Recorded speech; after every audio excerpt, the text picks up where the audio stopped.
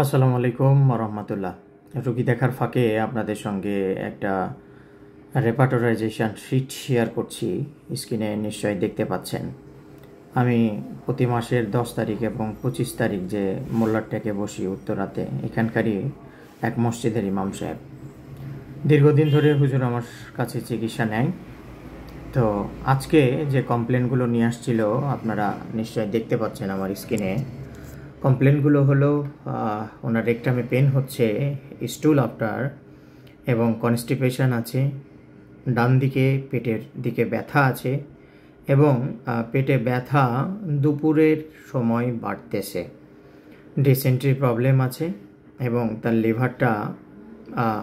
Liver বড়, enlarge liver and constipated, irritable to line on right side with recurring attacked in digestion, biliousness and constipation.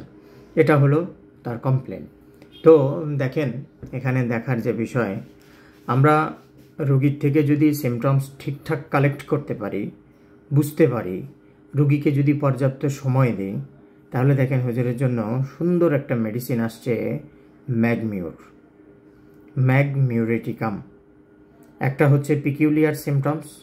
আমি ওনার কাছ থেকে শুনছিলাম, উনি যখন মেশকাতে পড়ছিল তখন হঠাৎ ওনার লিভারে অ্যাটাক হয়, লিভারটা বড় হয়, এবং তখন চিকিৎসা করে ভালো হয়। আমার কাছে প্রথম যখন চিকিৎসা করেছিল তখনও ওনার এনলার্জমেন্ট অফ ফ্যাটি লিভার ছিল, এনলার্জ লিভার ছিল, গ্রেড 2 ছিল, চিকিৎসা করে ভালো হয়েছে। 2 বছর 3 বছর পরপরই এটা বারবার ফিরে আসতেছে। হয়তো খাবার দাবার অনিয়ম ইত্যাদি বিভিন্ন কারণে এরকম হতে পারে। কিন্তু দেখেন, ম্যাগমিউরের একটা স্পষ্ট সুন্দর সিমটমস, এখানে পিকিউলিয়ার সিমটমস পেয়ে গেলাম, এবং আমি ম্যাগমিউর হুজুরকে এখন প্রেসক্রিপশন করছি। এর জন্য আমি চেলিডোনিয়াম, চিওন্যান্থাস, এরপরে আদার্স যেগুলো, এ ধরনের কোনো ওষুধ দিচ্ছি না, বা কোনো মাদার দিচ্ছি না, একাধিক ওষুধ দিচ্ছি না। অ্যাপ্রোপ্রিয়েট প্রেসক্রিপশান, মেডিসিন, বাস।